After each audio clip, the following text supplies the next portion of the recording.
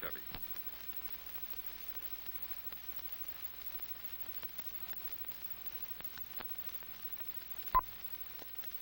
Pull the string, pull the string! Scoodly, wow, wow, wow.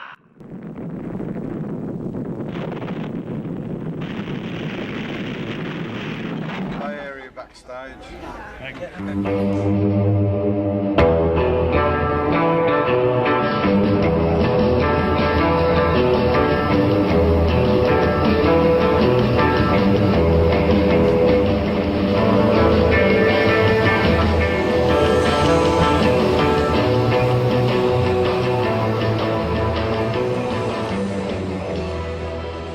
Bay Area Backstage on location at the Big WoW Comicfest. This segment we showcase the art of Kaiju, Masters of Monsters panel, local artist David Mejia, highlights from the costume contest, and the Batman Museum. Kaiju expert August Ragone and artist Bob Eggleton talk about how Japanese monsters have shaped Western pop culture.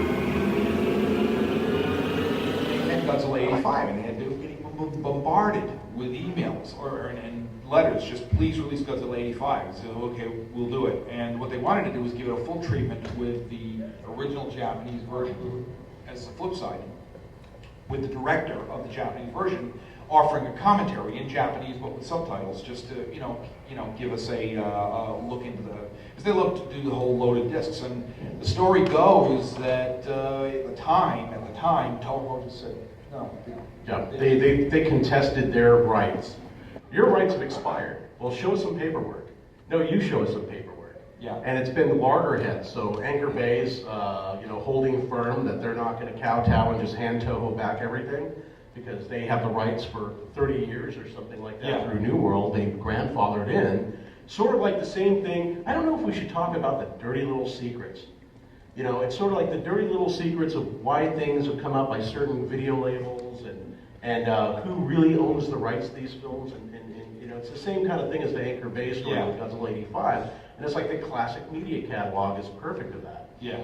When they did the 40th anniversary Godzilla celebration back in 2004, Rialto Pictures was able to get the original Japanese Godzilla and release it in theaters, and they negotiated that through Toho, company that produces Godzilla, and they wanted to do the video rights through Criterion, and Criterion had been waiting a very long time, since the 40th anniversary, to try to put out Godzilla in the Japanese version, a deluxe, special features and everything on Laserdisc even back in '94, and also co-produced Monster Zero and War of the Gargantuas and arranged the American actors to be in those films. And he sort of had this long grandfather clause that he was the represent. He had these 5 Godzilla movies, and he was the rep for Godzilla, and he was the one that approved. You all remember the Trendmasters toys?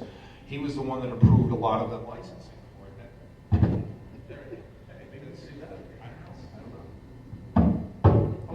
No?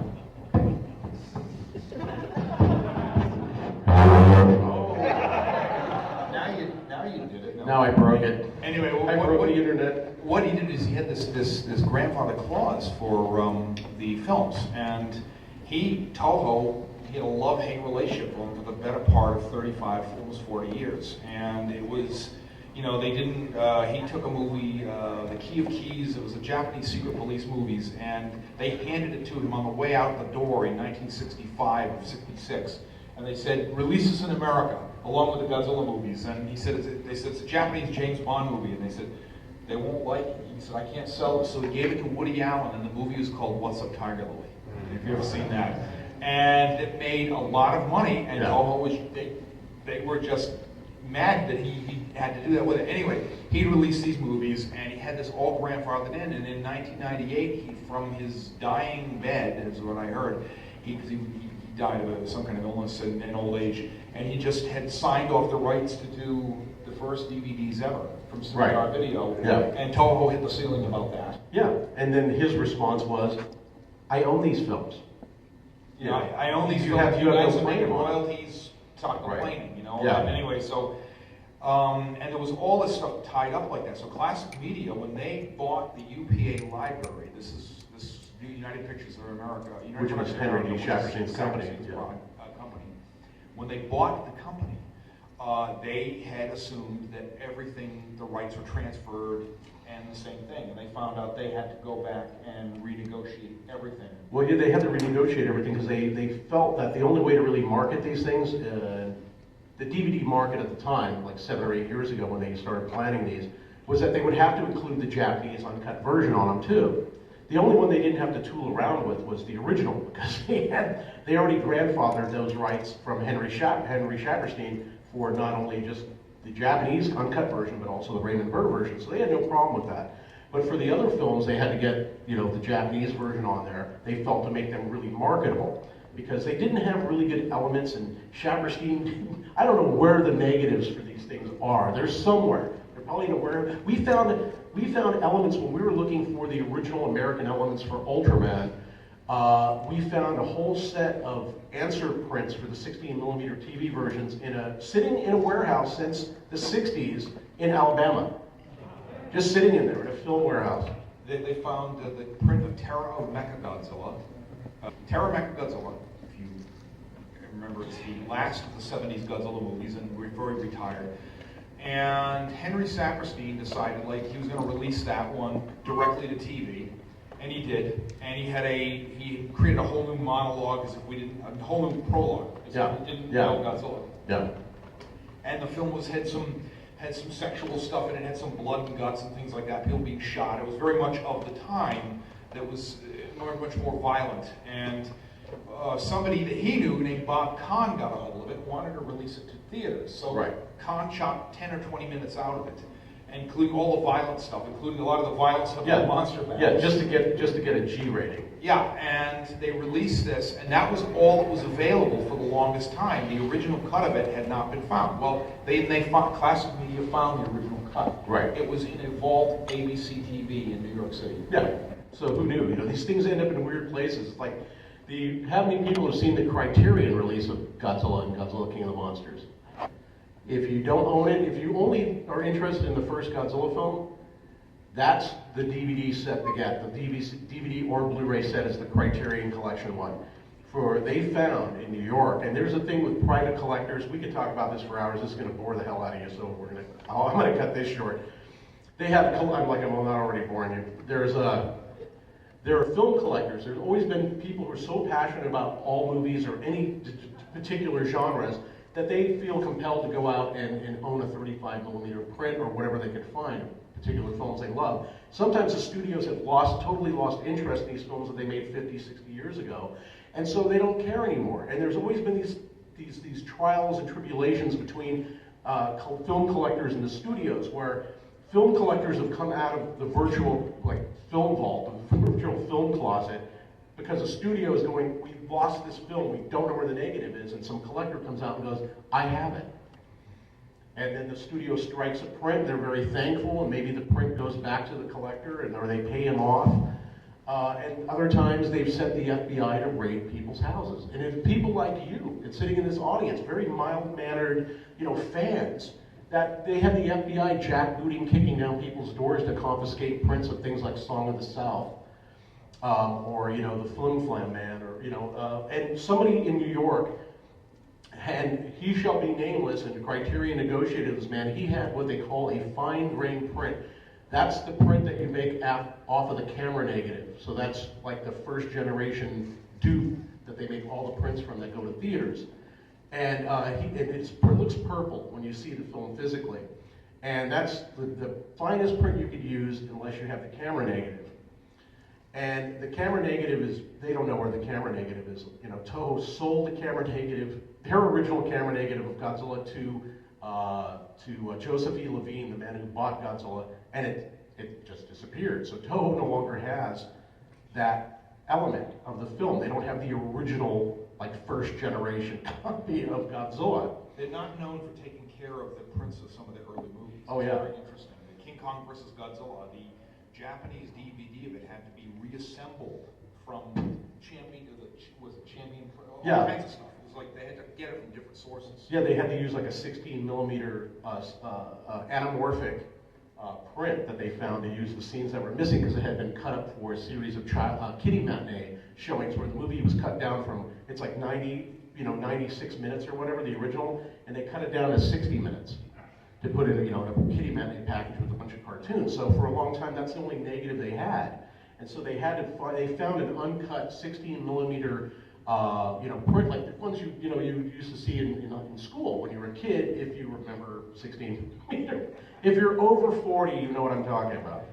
But they found like a print of it, and they had to cobble that into the other version. And over the years, they've tried to digitally manipulate it to match the other footage, and with varying degrees of success. So these things, sometimes come up missing. So they found a fine-grained print of the Raymond Burr version of Godzilla from a private collector who let Criterion handle it and transfer it to a 4K scan, and it looks gorgeous. It's the best the film has ever looked, and unfortunately, compared to the Japanese version, the special effects scenes that are in the Raymond Burr version are a lot clearer than the Japanese version. Even the Criterion version is a little darker, where it loses a lot of detail, but it's a lot lighter, sometimes to the detriment of the effects in the other version.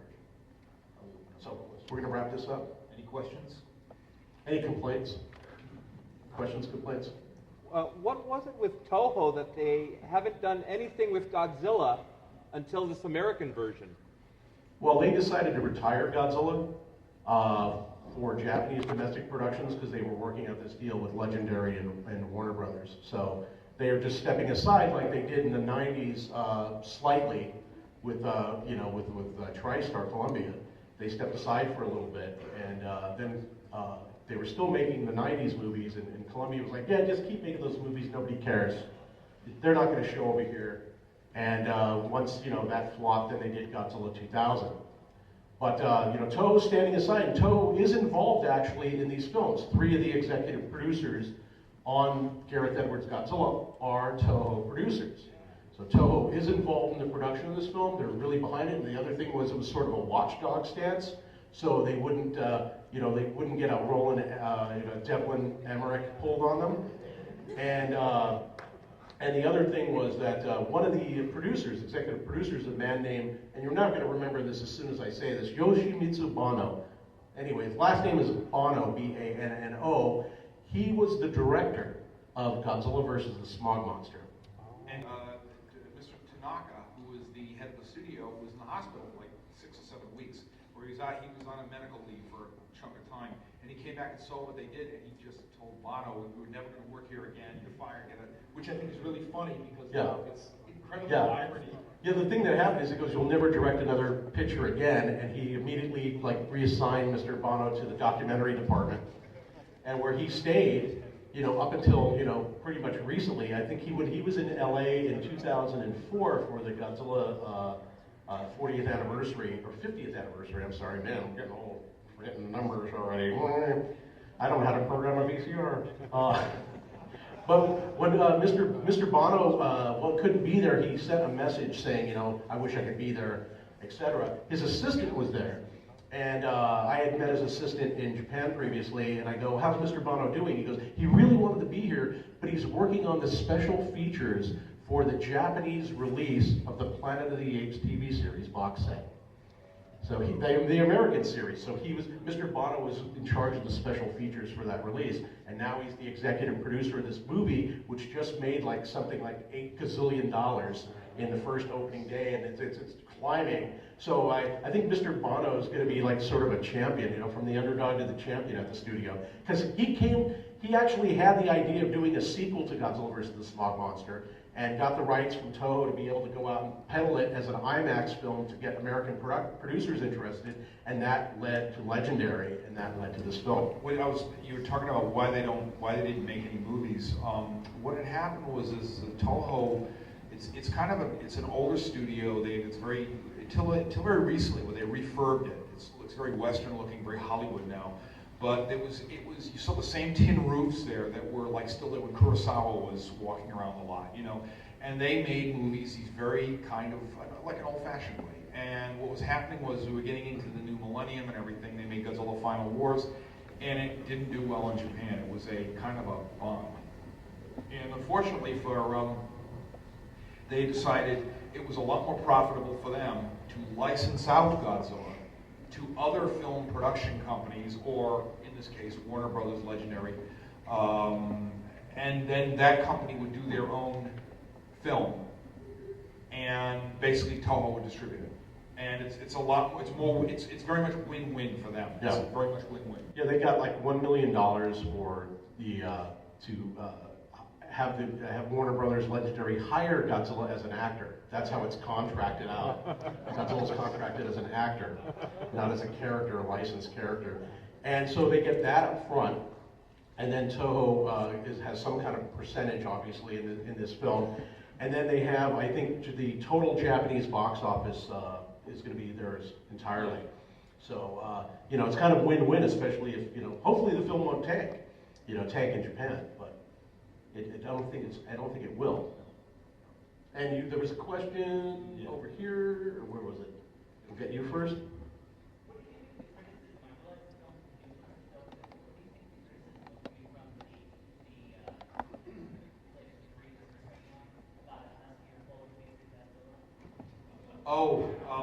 Yeah, that was the whole thing with the Japan's complaining that Godzilla was too big, that type of thing. That was a fake story. That was a completely manufactured on the internet fake story that was turned, and we have very good sources on this one. I know August and I both know a guy who's very much close to that, and it was totally faked and taken for real by a lot of the American media as it's on the internet. It's got to be real, and that's what that was. And so it became this if the shoe fits, and everybody's talking about that now. So then it became, that's unfortunately, part of pop culture. You know what's an interesting thing about how everybody just bought that story hook, line, and sinker? I'll tell you something that's a little top secret. Last week and a half ago, I did a video interview. I was contacted by the company that is doing the special features for the upcoming Blu-ray DVD release of the Gareth Edwards Godzilla. So I was interviewed for that last week, and one of the questions they asked me is, what do you think of these stories coming out of Japan that say Godzilla's too fat? And I just went, I don't think it's true, But even the people who are working on the special features for the legendary film, kind of bought that story as well.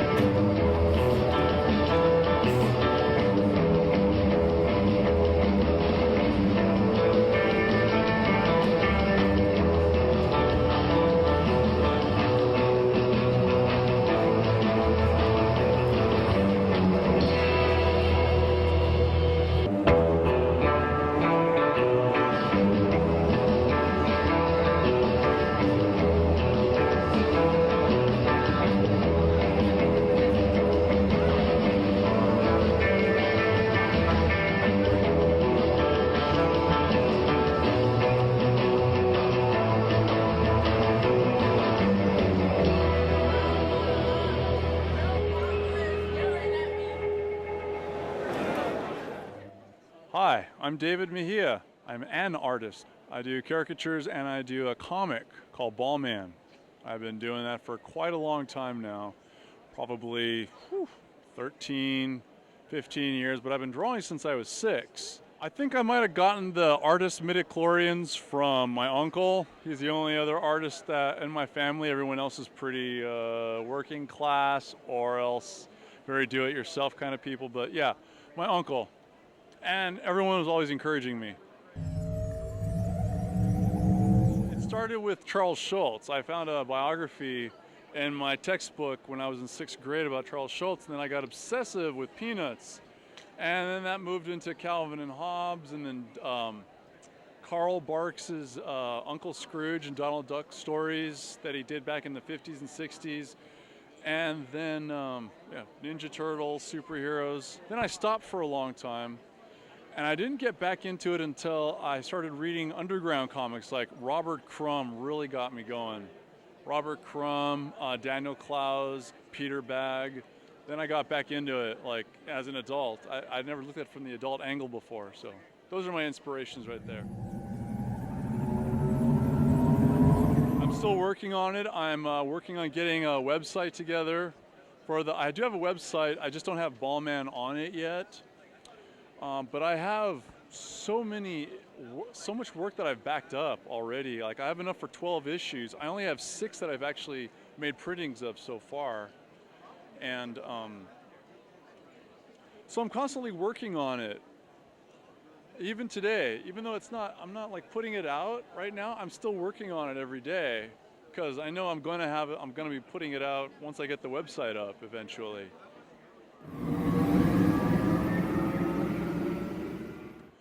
Yeah, you'd never know that there was a comic scene in San Jose just on the streets. You think, because everything's about computers and everyone's got their Starbucks and their laptops, and you don't see comics anywhere. But I'm surprised. You come here, a lot of people so many people that I know from the area are into comics, and it's very refreshing to see that kind of thing. I mean, I'm a pretty negative guy, and I'm so happy today because just all this geekiness everywhere, you know. My wife wouldn't recognize me right now. I'm so bare bones in what I do. I just do it. Because I'm so driven. Plus, I don't know what the heck else I would do. So I'm just drawing all the time, and I just wait for opportunities to come to me.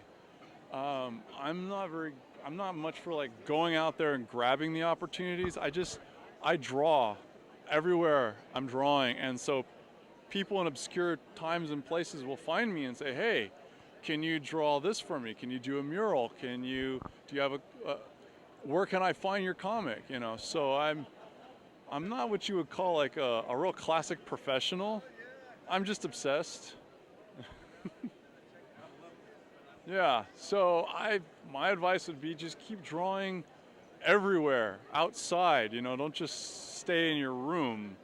You know, take it outside so people can see it, and you never know the kind of people that are actually interested in it. I'm David Mejia, and I'm here at the San Jose Big WoW convention for 2014, and I draw comics, and I do caricatures.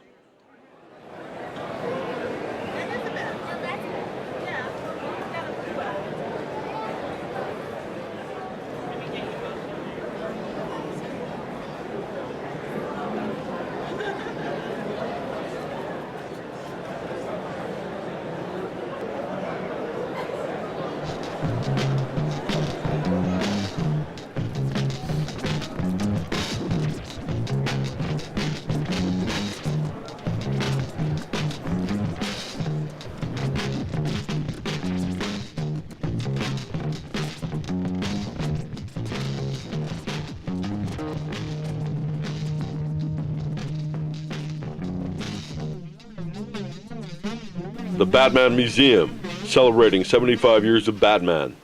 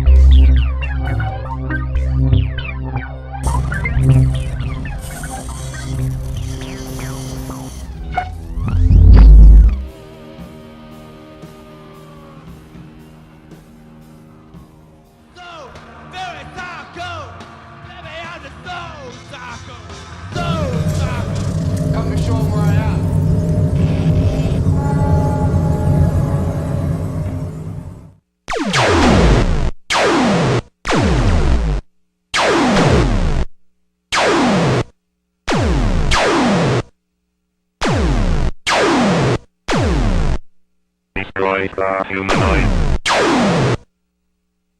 Intruder alert, intruder alert. Intruder must not escape.